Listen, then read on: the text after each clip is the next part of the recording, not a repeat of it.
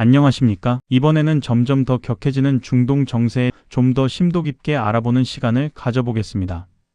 동영상을 시청하시기 전에 구독과 좋아요는 사랑입니다. 최근 중동 지역의 긴장감이 고조되는 가운데 미국이 이란의 은밀한 군사 기지에 대한 대규모 공격을 감행했습니다. 특히 주목받는 것은 이란의 산속 깊이 숨겨진 미사일 및 드론 기지들이 미국의 맹폭격을 받았다는 소식입니다. 미국은 왜 이러한 전략적 결정을 내렸으며 이로 인해 이란의 군사력과 미래는 어떻게 될지 자세히 살펴보겠습니다. 저희는 이 복잡한 국제 정세의 심층적인 배경과 앞으로 예상되는 파급 효과까지 다각도로 분석하여 시청자 여러분께 정확한 정보를 전달하고자 합니다. 이 사안은 단순한 군사 충돌을 넘어 중동 지역의 지정학적 판도를 뒤흔들고 전 세계 에너지 시장과 국제 안보에 지대한 영향을 미칠 수 있는 중대한 사건이기 때문입니다. 미국이 이란의 산속 미사일 및 드론 기지들을 공격한 주된 이유는 이란이 수십 년에 걸쳐 은밀하게 구축해온 지하시설들을 무력화하기 위함입니다. 이란은 복잡한 산악 지형을 활용하여 외부의 감시와 공격으로부터 핵심 군사 자산을 보호하기 위해 지하에 대규모 미사일 저장고와 드론 생산 및 발사 시설을 건설해 왔습니다. 이러한 전략은 1980년대 이란-이라크 전쟁 이후 이란의 국방 정책에서 중요한 부분을 차지해 왔으며 핵시설 보호를 위한 지하화 노력과도 맥락을 같이 합니다. 이란은 이러한 지하시설들이 자국의 안보를 보장하는 최후의 보루라고 주장해 왔지만 미국의 정보 당국은 이러한 시설들이 중동 지역의 안정을 위협하고 미국의 동맹국들을 잠재적으로 공격할 수 있는 능력을 갖추고 있다고 판단했습니다. 특히 이란의 지하시설들은 위성 사진이나 일반적인 정찰로는 탐지하기 어렵게 설계되어 있어 유사시 국제사회의 대응을 어렵게 만들 수 있다는 우려가 지속적으로 제기되어 왔습니다. 이란은 오랫동안 비대칭 전력을 강조해 왔는데 이는 곧 서방의 우월한 재래식 군사력에 맞서 은밀하고 예측 불가능한 방식으로 대응하겠다는 전략을 의미합니다. 그 핵심이 바로 이러한 지하 미사일 및 드론 기지들이었습니다. 특히 이란은 탄도미사일, 순항미사일, 그리고 다양한 종류의 자폭 드론과 정찰 드론을 자체적으로 개발하여 이 지하 기지들에 보관하고 생산해 왔습니다. 이 미사일들은 최대 2000km에 달하는 사거리를 가지고 있어 이스라엘과 사우디아라비아 등 미국의 주요 동맹국들은 물론 동유럽 일부 지역까지 사정권에 둘 수 있습니다. 이란은 샤하브 계열의 탄도미사일과 파테흐 계열의 정밀 유도 미사일을 지속적으로 개량해 왔으며 최근에는 극초음속 미사일 개발에도 박차를 가하고 있는 것으로 알려져 있습니다. 또한 샤헤드 SHAHED 시리즈의 자폭 드론들은 우크라이나 전쟁에서 러시아군에 의해 사용되며 그 효용성이 입증된 바 있습니다. 이러한 무기들은 지역 내에서 이란의 영향력을 확대하고 잠재적인 적대 세력에 대한 비대칭 전력을 제공하는 핵심적인 역할을 해왔습니다. 이란의 군사 전문가들은 이러한 지하시설들을 통해 언제든 대규모 미사일과 드론 공격을 감행할 수 있는 능력을 보유하고 있다고 공공연히 밝혀왔으며 이는 영내 긴장을 고조시키는 주요 원인이었습니다. 미국은 이러한 이란의 군사력 증강이 중동 지역을 넘어 전 세계적인 위협이 될 수 있다고 판단하여 선제적인 조치를 취한 것입니다. 미국은 이러한 위협에 대응하기 위해 최신형 벙커버스터를 포함한 정밀 유도 무기를 사용하여 이란의 지하시설 입구들을 집중적으로 폭격했습니다. 여기서 사용된 벙커버스터는 단순히 집 표면을 파괴하는 것이 아니라 두꺼운 강화, 콘크리트와 안반을 관통하여 지하 깊숙한 곳에 위치한 목표물을 파괴하는 데 특화된 폭탄입니다. 특히 GBU-57 MOP 즉 매시브 오더넌스 페네스트레이러나 최근에 개발된 GBU-72 AUPA 어드밴스트 유니터리 페네트레이터와 같은 벙커버스터는 수십 미터에 달하는 강화, 콘크리트를 뚫고 들어가 목표물을 내부에서부터 파괴할 수 있는 능력을 가지고 있습니다. 이들 폭탄은 위성 유도 시스템을 통해 목표물의 좌표를 정확히 파악한 후 자체 추진력을 이용해 빠른 속도로 지면을 관통합니다. 관통 후에는 지연 신관이 작동하여 목표물 내부에서 폭발함으로써 외부에서 예상치 못한 파괴력을 발휘합니다. 미국의 군사 전문가들은 이러한 벙커버스터가 이란의 지하시설을 파괴하는데 가장 효과적인 수단이라고 평가해 왔습니다. 과거 이라크 전쟁이나 아프가니스탄 전쟁에서도 벙커버스터가 지하 벙커와 터널을 파괴하는데 핵심적인 역할을 수행한 바 있습니다. 따라서 이번 공격은 철저한 정보 수집과 정밀 타격 계획에 따라 실행된 것으로 보입니다. 이러한 공격의 목표는 지하에 감추어져 있던 모든 미사일과 드론들을 사용 불능 상태로 만드는 것이었습니다. 동굴 입구를 폭격함으로써 물리적으로 내부로의 접근을 차단하고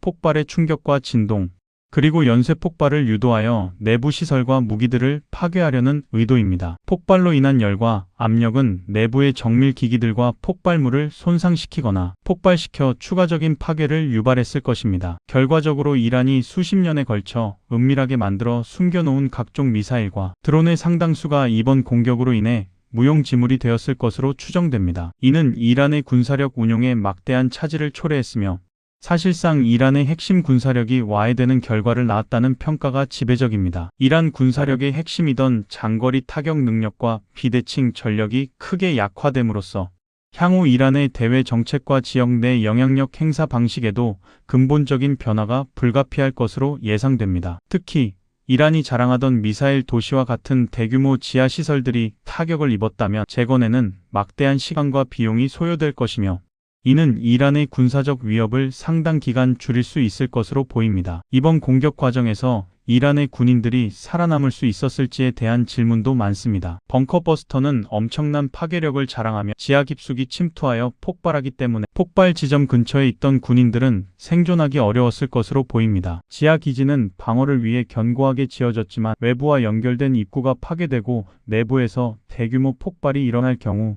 질식, 고열, 충격파 등으로 인해 생존 가능성은 매우 낮습니다. 특히 연쇄 폭발이 발생했다면 피해는 더욱 컸을 것입니다. 이러한 폭격은 단순히 시설만을 파괴하는 것이 아니라 내부 인원에게도 치명적인 영향을 미칩니다. 강력한 폭발 압력과 파편, 그리고 산소, 고갈과 유독가스 발생은 밀폐된 지하 공간에서 치명적인 결과를 초래할 수 있습니다. 또한 지하시설의 특성상 탈출 경로가 제한적이기 때문에 폭격으로 인한 입구 봉쇄는 생존자들에게도 절망적인 상황을 안겨줄 수 있습니다. 이란 혁명수비대는 이러한 지하시설에 정예 병력을 배치하는 경우가 많았기 때문에 인명피해 규모는 상당할 것으로 예상됩니다. 이란 정부는 공식적인 인명피해를 공개하지 않고 있지만 서방 정보 당국은 수백 명에서 수천 명에 이르는 사망자가 발생했을 가능성도 배제하지 않고 있습니다. 이는 이란 군의 사기에 막대한 타격을 줄 것이며 향후 병력 충원 및 훈련에도 적지 않은 영향을 미칠 것입니다. 이러한 군사적 행동과 더불어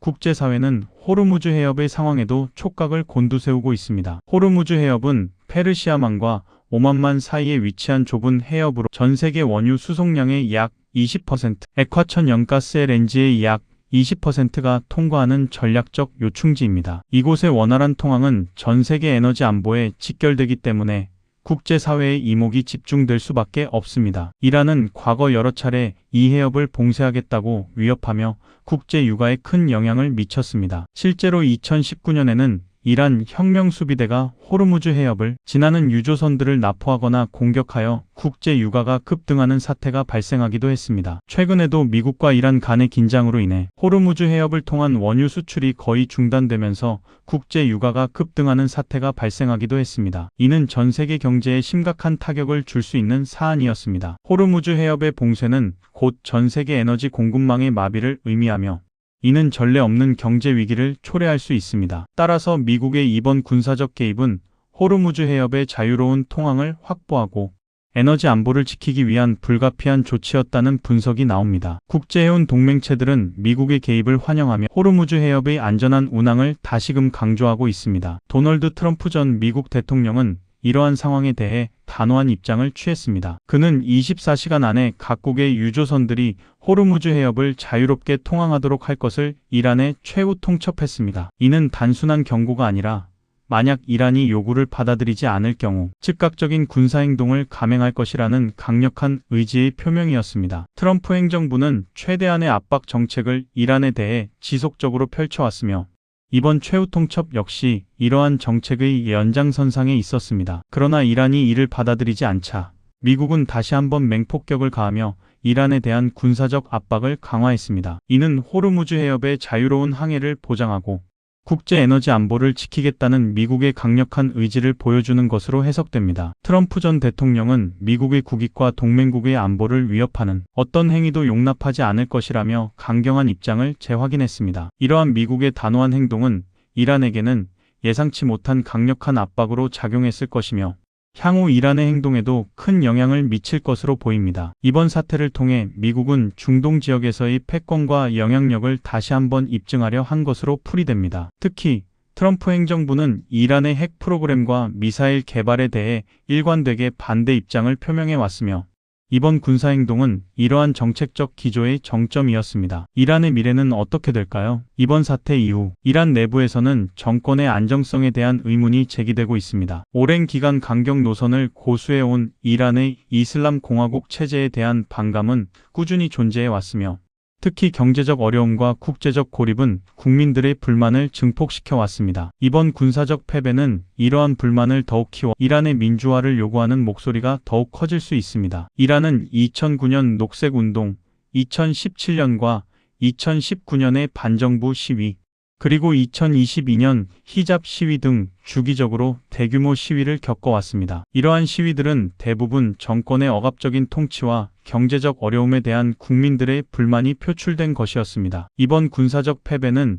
이란 정권의 권위와 정당성에 치명적인 타격을 입혔으며 내부의 개혁 세력이나 반체제 인사들에게는 새로운 기회를 제공할 수 있습니다. 특히 혁명수비대와 같은 군사 조직의 사기가 저하되고 내부 결속력이 약화된다면 정권 유지에 더욱 큰 어려움이 따를 것입니다. 국제사회는 이란의 내부 상황을 예의주시하고 있으며 일부 국가들은 이란의 민주화를 지지하는 메시지를 보내기도 했습니다. 이란의 젊은 세대는 서방 문화와 자유를 갈망하는 경향이 강하며 이번 사태를 계기로 이란 사회의 변화를 요구하는 목소리가 더욱 커질 것으로 예상됩니다. 과거 1979년 이란 혁명으로 망명길에 올랐던 팔레비 왕세자에 대한 관심도 다시 뜨거워지고 있습니다. 레자 팔레비는 이란의 마지막 샤인 모하마드 레자 팔레비의 아들로 현재 미국에서 반정부 활동을 펼치고 있습니다. 그는 이란의 민주화를 지지하며 이슬람 공화국이 결국 무너질 것이라고 주장해 왔습니다. 최근 이란 내 반정부 시위가 발생할 때마다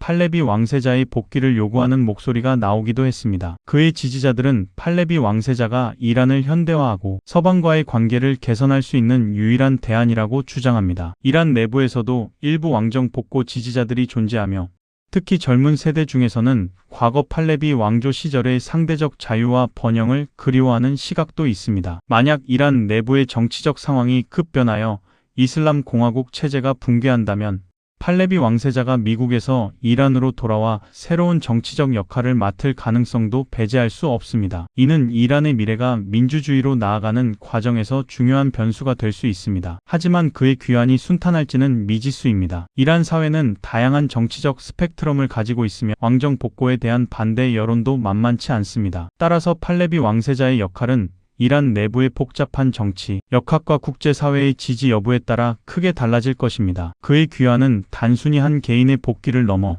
이란의 정체성과 미래 방향을 결정하는 중대한 전환점이 될 수 있습니다. 팔레비 왕세자는 최근 여러 국제 포럼에서 이란의 민주화를 위한 자신의 비전을 제시하며 국제사회의 지지를 호소하고 있습니다. 그는 이란이 과거의 영광을 되찾고 평화롭고 민주적인 국가로 거듭날 수 있도록 헌신하겠다는 의지를 밝히고 있습니다. 이러한 움직임이 이란 내부의 변화와 어떻게 맞물릴지 귀추가 주목됩니다. 현재 미국은 이란과의 전쟁을 조기에 마무리하기 위해 파키스탄에서 비밀리에 협상을 추진하고 있다는 보도도 있습니다. 이러한 협상설은 양측 모두에게 더 큰 확전을 피하고 상황을 안정화시키려는 의도가 있을 수 있다는 분석을 낳고 있습니다. 하지만 이란은 이러한 협상설을 부인하며 군사적 대응 의지를 거듭 밝히고 있어 아직은 긴장의 끈을 놓을 수 없는 상황입니다. 이란의 최고 지도자인 아야톨라 알리 하메네이는 미국의 침략에 단호히 맞설 것이며 성전 지하들을 통해 승리할 것이라고 선언하며 강경한 입장을 고수하고 있습니다. 이란 혁명수비대 또한 복수할 준비가 되어 있다며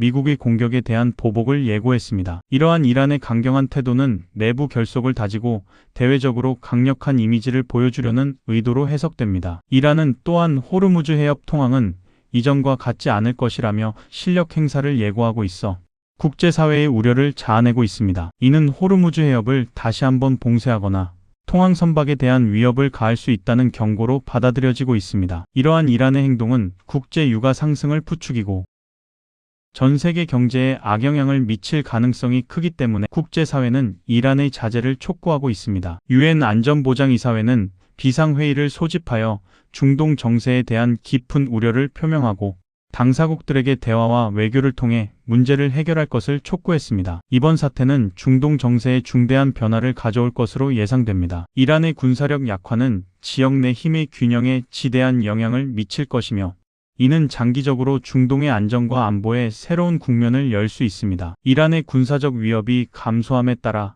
사우디아라비아와 아랍에미리트 등 이란과 대립해왔던 순위파 국가들은 안도감을 느낄 수 있지만 동시에 영내 권력 공백을 메우기 위한 새로운 경쟁이 시작될 수도 있습니다. 또한 이스라엘은 이란의 핵 개발 프로그램과 미사일 위협에서 일정 부분 벗어날 수 있게 되어 안보 부담이 줄어들 것입니다. 국제 유가와 에너지 안보에도 지속적인 영향을 미칠 것으로 보입니다. 단기적으로는 유가 변동성이 커지겠지만 장기적으로는 호르무즈 해협의 안정화가 유가 안정에 기여할 수도 있습니다. 하지만 이란의 보복 가능성과 중동 지역의 불안정성은 여전히 상존하는 위협입니다. 앞으로 중동 지역의 정세가 어떻게 전개될지 그리고 이란의 미래가 어떤 방향으로 흘러갈지 계속해서 주목해야 할 것입니다. 저희는 이러한 중요한 국제 뉴스를 시청자 여러분께 빠르고 정확하게 전달하기 위해 최선을 다하겠습니다. 심층적인 분석과 현장 연결을 통해 시청자 여러분의 이해를 돕고 앞으로의 전망을 함께 모색하겠습니다. 이 복잡한 국제 문제에 대한 지속적인 관심과 정확한 정보 습득이 그 어느 때보다 중요합니다.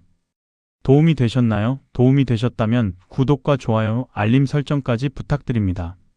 저희는 항상 사실에 기반한 보도를 통해 신뢰할 수 있는 뉴스를 제공할 것을 약속드립니다. 시청해주셔서 대단히 감사합니다.